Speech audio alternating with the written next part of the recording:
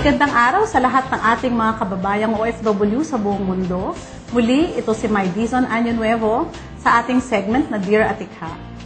Bago nating basahin yung ating letter sender na OFW, ay nais ko munang batiin si Mayor Marino Bokeng Morales ng Mabalacat at si Mayor Ace Manalang ng Tarlac City.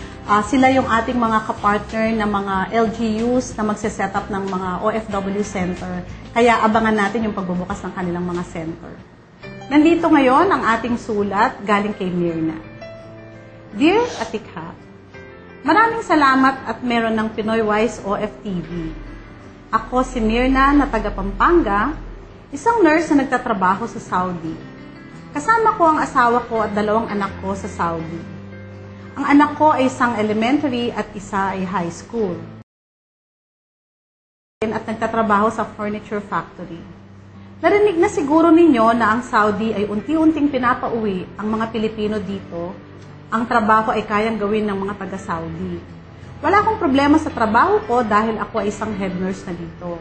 Ang problema ko ay ang husband ko dahil may posibilidad na mapauwi siya. Kung meron lang pagkakakitaan para mapatapos namin ang mga anak namin, kung tutusin, ay mas gusto namin na sa Pilipinas na lang kami. Narinig ko ang reintegration program ng gobyerno. Ano ang kanilang pwedeng maitulong at may ang atikha para paghandaan namin ang aming muling pagbabalik sa Pilipinas? Ano kaya ang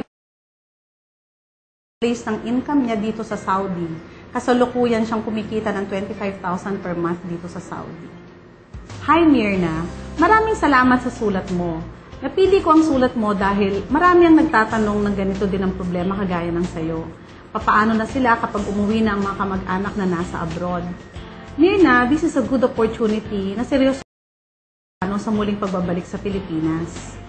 Dahil mauuna ang asawa mo sa pagbabalik sa Pilipinas, ang hinahanap mo ay ano ang negosyo na pwede ninyong ipundar para kitain din dito sa Pilipinas ang kinikita niya sa Saudi. At ano din ang magagawang tulong ng gobyerno at NGO kagaya ng Atikha. Sa pagdedesisyon, ano ang negosyong pwedeng ipundar, depende ito sa una, anong interes ng asawa mo? Ano ang hilig niya? Halimbawa, gusto ba niya ang farming? Gusto ba niya ang furniture shop? Since sabi mo, nagtatrabaho siya sa furniture shop sa Saudi. Ikalawa, ano ang opportunity sa lugar ninyo? Maaaring kumonsulta sa DTI at sa Department of Agriculture sa Pampanga para malaman mo ano ang mga opportunities sa lugar ninyo. Ikatlo, magkano ang kapital na pwede mong gamitin sa pagnenegosyo?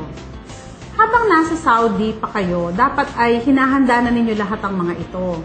We will check out the business and investment opportunities for Pampanga and we will email this to you. If you are interested to set up your business in other province, just let us know. Ano ang reintegration program ng gobyerno? The President has just launched a reintegration fund of 2 billion pesos para ipautang sa mga OFWs na nagnanais magnegosyo. This is currently being managed by Land Bank and Development Bank of the Philippines. The loan amount is between 300,000 to 2 million. Bago ka makautang, ay kailangang nakapag-training ka muna sa pagnenegosyo at meron kang business plan na pag-aaralan ng bangko kung viable. Kapag napag-aralan na ng husband mo kung ano ang negosyong babagay sa kanya, ay mainam na mag-attend siya ng training sa pagnenegosyo. Sa kasalukuyan ay binibigay ito ng DTI, ng Department of Labor and Employment, ang OWA o mga NGOs. Mag-attend siya ng seminar sa susunod na magbakasyon siya dito sa atin. Kung kailangan din niyang pag-aralan ang negosyong napili niya, kailangan niyang paglaanan din ito ng panahon. Halimbawa, kung naisip niyang mag-farming at wala siyang kaalaman o previous experience dito, ay kailangan din pag-aralan muna niya ito kung papaano at ano ang mga risk. Paano maiwasan ang pagkalugi sa negosyong ito.